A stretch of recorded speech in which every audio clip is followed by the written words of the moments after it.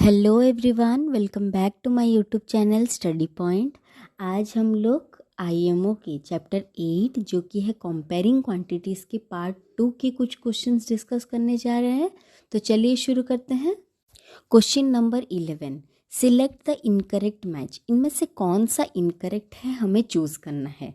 देखिए, आइटम्स के नेम दिए गए हैं, उनके सेलिंग प्राइस दिए गए हैं, प्रॉफिट हुआ है या लॉस हुआ है गिवन है, और कॉस्ट प्राइस दिया गया है। तो कॉस्ट प्राइस, सेलिंग प्राइस हमें गिवन है, तो हम चेक करेंगे कि इसमें सही प्रॉफिट या सही लॉस दिया गया है या नहीं। तो चलिए शुरू करते हैं सॉल्व करना। फर्स्ट ऑब्जेक्ट दिया गया है एक पेन, जिसका कि सेलिंग प्राइस है 96 रुपीज़, प्रॉफिट दिया गया है 20% और कॉस्ट प्राइस दिया गया है 80 रुपीज़।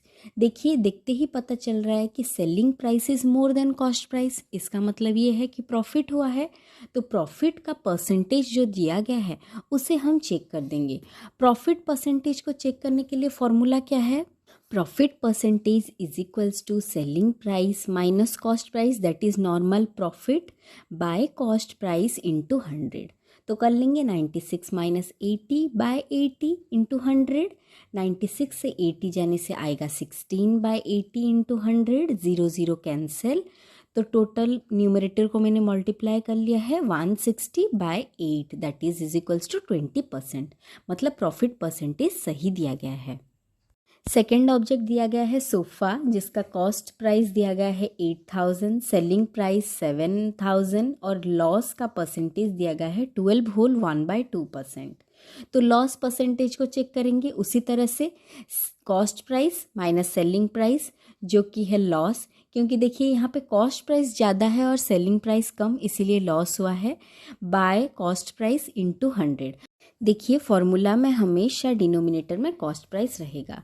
तो 8000 minus 7000 by 8000 into 100 equals to 8000 minus 7000 आएगा 1000 बाय 8000 इंटू 100। सारे ज़ीरो को हम लोग कैंसिल कर देंगे, डिनोमिनेटर से 3 और न्यूमरेटर से 3 चले जाने के बाद बाकी बचा 100 बाय 8। उसे पहले 2 से डिवाइड करेंगे, आ गया 50/4, जिसे हम डिवाइड करेंगे तो आएगा 12.5%। 12.5% को मिक्स्ड फ्रैक्शन में अगर हम लिखेंगे तो आएगा 12 होल 1/2%। ये भी सही है। अभी थर्ड ऑब्जेक्ट है वुडन शेल्फ, उसका सेलिंग प्राइस दिया गया है 6786, लॉस परसेंटेज दिया गया है 13% और कॉस्ट प्राइस दिया गया है 7812। तो देखिए, सेलिंग प्राइस कम है और कॉस्ट प्राइस ज़्यादा, तो यहाँ पर भी लॉस हुआ है। उसी तरह से लॉस परसेंटेज निकालेंगे, 7812 माइनस 6786 बाय कॉस्ट प्राइस जो कि है 7812 इंटू 100, माइनस करने के बाद आएगा 1026 बाय 7812 इंटू 100। तो फर्स्ट 1026 बाय 7812 को 2 से डिवाइड करेंगे तो आएगा 513 बाय 3906। उसके बाद इसे हम 3 से डिवाइड करेंगे तो आएगा 171 बाय 1302 इंटू 100। उसके बाद फिर से 3 से डिवाइड करेंगे तो आएगा 57 बाय 434 इंटू 100। और लास्ट हम जब इसे डिवाइड करेंगे तो 0.13133 इंटू 100 आया। देखिए, मल्टीप्लाई जब 100 कर रहे हैं किसी भी डेसिमल नंबर के साथ, तो ध्यान ये दीजिएगा कि वैल्यू बढ़ेगा या कम होगा। वैल्यू बढ़ेगा, मल्टीप्लाई हो रहा है 100, तो पॉइंट राइट साइड की ओर ट्रैवल करेगा। 1 के साथ 2 0 है, तो पॉइंट भी 2 पॉइंट आगे ट्रैवल करेगा। अगर यहाँ पे डिवाइड होता तो वैल्यू घटता या बढ़ता?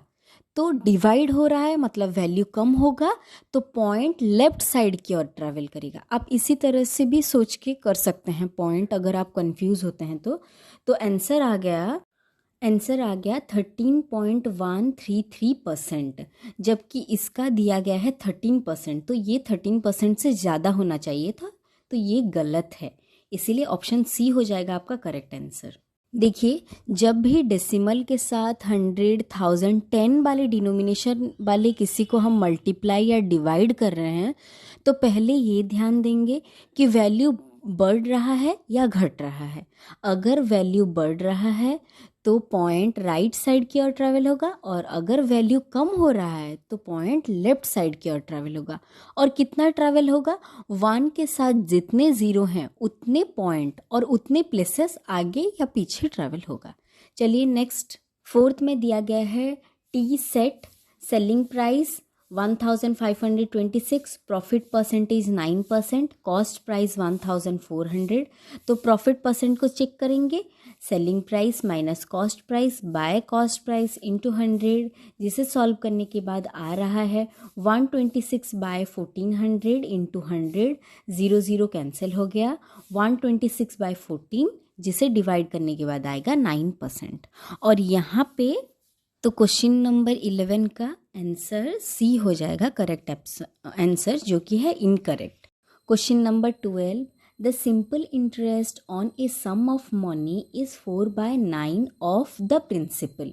देखिए सिंपल इंटरेस्ट कितना बोल के बोला गया है, is equals to the sum of money plus 4/9 into principal. उसके बाद find the rate of percentage and time. हमें क्या क्या निकालना है, rate of percentage is equals to कितना है और टाइम पीरियड कितना है। If both are numerically equal, ये जो नंबर्स है दोनों का इक्वल आएगा, मतलब अगर 4 है रेट ऑफ परसेंट तो टाइम पीरियड भी 4 ही आएगा। तो चलिए सॉल्व करना शुरू करते हैं। क्वेश्चन में बोला गया है कि simple interest equals to sum of money plus 4/9 of principal. हमें निकालना है rate of interest equals to कितना और टाइम इक्वल्स टू कितना, और दोनों न्यूमेरिकली इक्वल हैं बोल के भी बोला गया है। सिंपल इंटरेस्ट का फॉर्मूला क्या है, PRT/100। अभी देखिए, तो हमें यहाँ पे प्रिंसिपल नहीं दिया गया है, let the principal be x।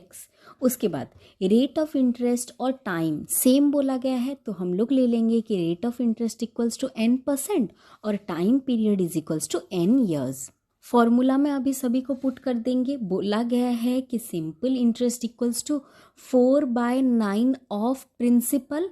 हम लोगों ने प्रिंसिपल को x लिया है तो 4/9 इंटू x। उसके बाद PRT/100, P को लिया है x, R को लिया है n और T को भी लिया है n/100। उसके बाद देखिए 4 इंटू 100, न्यूमरेटर का साथ मल्टीप्लाई, 400/9, x और x कैंसिल हो गया तो बचा क्या, n into n, that is n square. Square को अगर हम इक्वल टू के दूसरी तरफ लाते हैं तो वो क्या होगा, रूट ओवर हो जाएगा। तो 400/9 का root over is equals to n। 20 into 20 400, तो 400 का रूट ओवर आ गया 20, और 3 इंटू 3 9, तो नीचे आ गया 3। तो n इक्वल्स टू 20/3। अगर इसे हम मिक्स्ड फ्रैक्शन में लिखेंगे तो 6 होल 2/3। तो हमारा n जो कि है टाइम पीरियड हो या रेट ऑफ इंटरेस्ट हो निकल गया।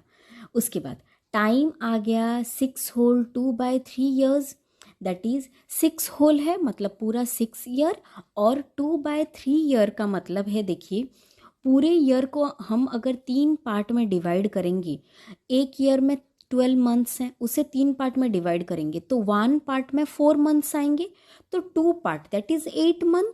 12 मंथ्स को हम लोगों ने 3 पार्ट में डिवाइड किया तो 12/3 equals to 4 month in 1 part. तो हमें दिया गया है क्या, 2/3, तो 2 पार्ट है हमारे पास, तो 4 इंटू 2 दैट इज 8 मंथ्स हुआ, 6 ईयर 8 मंथ। और रेट ऑफ इंटरेस्ट क्या है, वही 6 होल 2/3% पर ईयर इंटरेस्ट है। तो चलिए नेक्स्ट क्वेश्चन की तरफ। Question number 13, express 54 metre as percentage of 1 kilometre 80 metre. चलिए निकालना शुरू करते हैं इसे। तो 54 मीटर को हमें परसेंटेज में कन्वर्ट करना है 1 किलोमीटर 80 मीटर के अगेंस्ट में।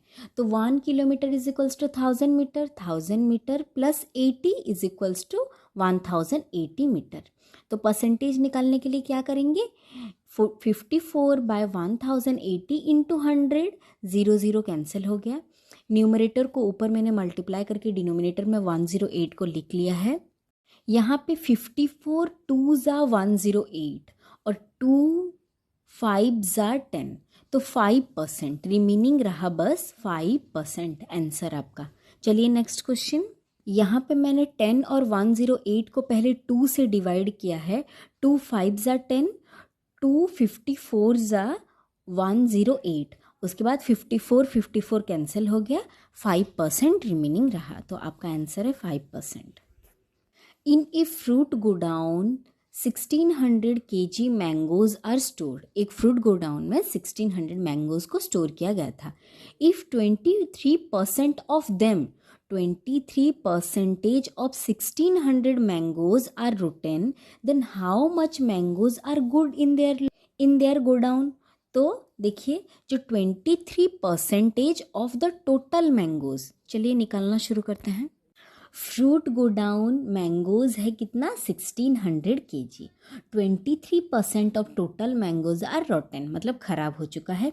तो 23% को जब हम फ्रैक्शन में लिखेंगे तो कितना लिखेंगे, 23/100 इंटू ऑफ का मतलब मल्टीप्लाई टोटल मैंगोज है 1600, that is equals to 0 cancel, 23 into 16 जो कि आ गया 368 मैंगोज. तो ये किसका परसेंटेज था, रॉटन मैंगोज का परसेंटेज दिया गया था, हम लोगों ने उसे नंबर्स में लिखा.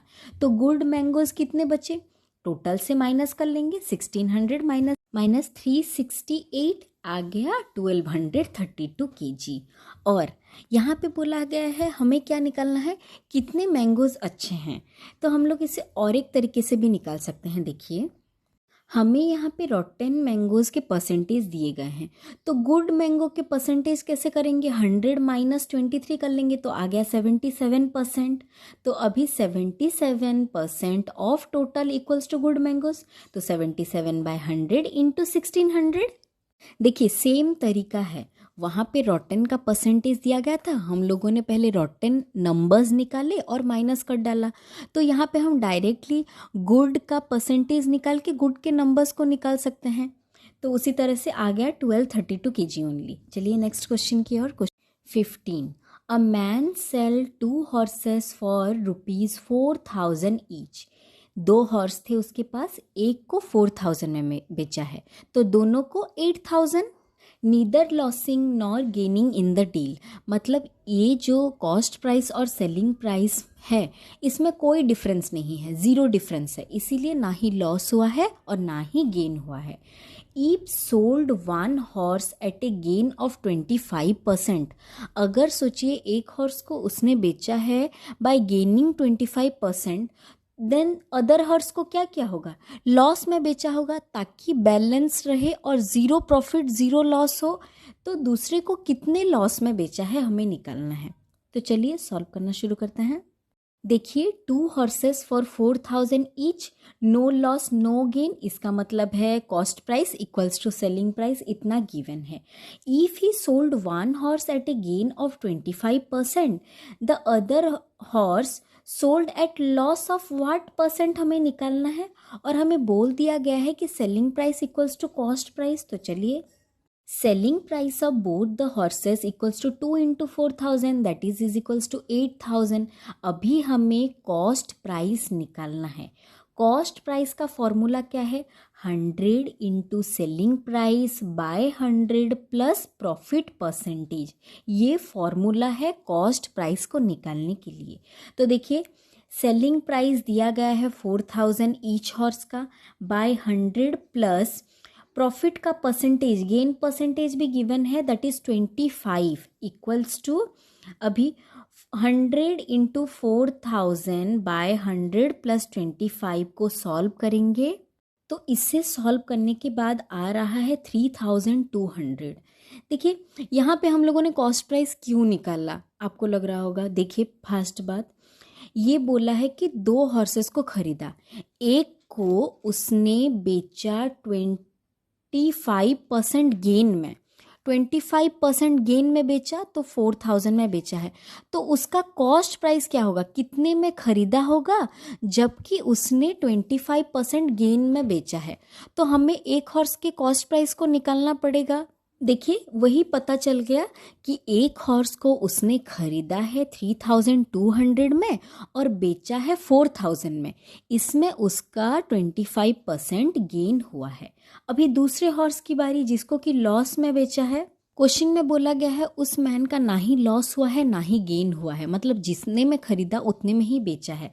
तो देखिए as the man is having neither loss nor gain, एक हॉर्स का कॉस्ट प्राइस है 3200 जो कि हम लोगों ने अभी निकाला है, और सेलिंग प्राइस है 4000, तो आया गेन परसेंटेज। सेकेंड हॉर्स का जो सेलिंग प्राइस होगा minus cost price, selling price देखिए दोनों का मिला के 8000 गिवन है, माइनस उसका कॉस्ट प्राइस एक हॉर्स का तो निकलेगा, तो 3200 को माइनस करेंगे तो कितना आएगा 4800, तो इस हॉर्स का कॉस्ट प्राइस होगा 4800 और सेलिंग प्राइस होगा 4000, तभी जाके बैलेंस क्रिएट होगा और लॉस ना ही गेन होगा।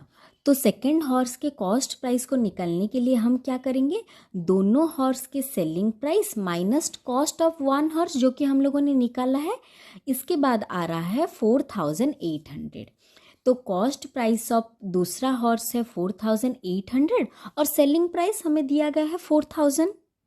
अभी हम लोग लॉस के परसेंटेज को निकालेंगे, कितना लॉस में बेचने से बैलेंस हो रहा है, तो लॉस कितना हुआ है, cost price minus selling price that is 4800 minus 4800। Loss के परसेंटेज को निकालने के लिए loss by cost price into 100, इसे सॉल्व करने के बाद आ जाएगा 200/12, इसे 2 से डिवाइड किया, फिर 100/6 इक्वल्स टू 50/3, इसे मिक्स फ्रैक्शन में लिखेंगे तो 16 होल 2/3% आ जाएगा आपका लॉस। इस क्वेश्चन को 2 बार आराम से पढ़िए, उसके बाद इसे सॉल्व कीजिए कॉपी में, आप लोगों को थोड़ा थोड़ा समझ में आएगा धीरे से। तो चलिए नेक्स्ट क्वेश्चन की ओर। Question number 16, Avantika brought 80 pears for ₹40. Out of them, 25 pears were spoiled and thrown away. Out of 80 pears, 25 were spoiled. She sold the remaining pear at a profit of 10%. Find the selling price of one pear. 80 से बचे हुए 25 को फेंकने के बाद जितने भी पियर बचे उसको उसने 10% प्रॉफिट में सेल किया है।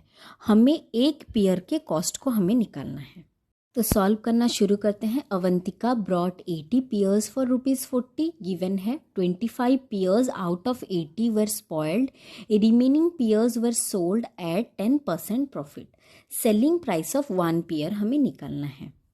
देखिए प्रॉफिट का परसेंटेज दिया गया है, तो पहले हम लोग क्या करेंगे, कॉस्ट प्राइस भी दिया गया है, सेलिंग प्राइस को निकालेंगे। सेलिंग प्राइस का फॉर्मूला क्या है, 100 plus profit percentage by 100 into cost price. Profit percentage 10 और कॉस्ट प्राइस दिया गया है 40, तो 110 बाय प्लस 10 बाय 100 इंटू 40, तो 0 को कैंसिल करने के बाद आ गया 11 into 4 that is equals to 44।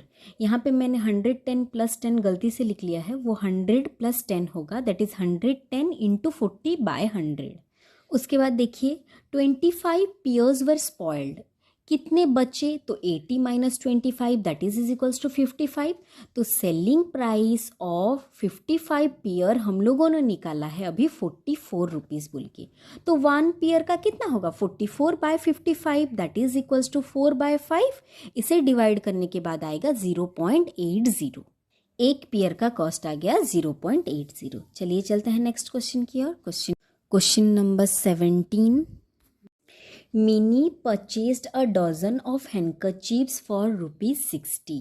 एक डजन हैंकरचीप का कॉस्ट प्राइस दिया गया है 60 rupees and sold them for ₹84, और सेलिंग प्राइस भी दिया गया है। मिनी ने जो हैंकरचीप्स खरीदे और बेचे, उसके बाद Trishika purchased a dozen of handkerchiefs for ₹90 and sold them for ₹150, मतलब दोनों ने प्रॉफिट किया है।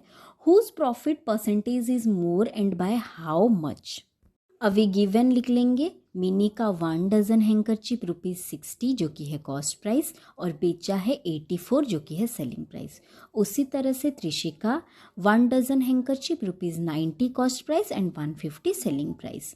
उसके बाद मिनी का प्रॉफिट हुआ है क्योंकि selling price is more than cost price, तो selling price greater than cost price, 84 minus 60 जो कि है 24 रुपीज़ प्रॉफिट। तो प्रॉफिट का रुपीज़ हमें मिल गया 24। अभी प्रॉफिट का परसेंटेज हम लोग निकाल पाएंगे, 24 by cost price that is 60 into 100 equals to 40%। तो मिनी ने प्रॉफिट कितना किया है? 40% प्रॉफिट किया है। उसी तरह से त्रिशिका का हम लोग निकाल लेंगे। प्रॉफिट ही हुआ है selling price minus cost price equals to 60। Profit का परसेंटेज निकाल लेंगे 60/90 इंटू 100 दैट इज 66.6%। तो दोनों ने प्रॉफिट किया है और दोनों के प्रॉफिट परसेंटेज आ चुके हैं। तो किसने ज़्यादा प्रॉफिट किया है? तो हमें पता चल रहा है कि त्रिशिका ने ज़्यादा प्रॉफिट किया है। बाय हाउ मच माइनस कर लेंगे दैट इज़ 26.6% आ जाएगा आपका आंसर। आप ये सारे क्वेश्चंस को और एक एक बार कॉपी में अच्छे से कीजिएगा। क्वेश्चंस को 2 टाइम्स पढ़िएगा। कॉपी में ज़रूर से कीजिएगा, नोट्स को देखते हुए, क्वेश्चंस को पढ़ते हुए। तो thank you for watching, take care.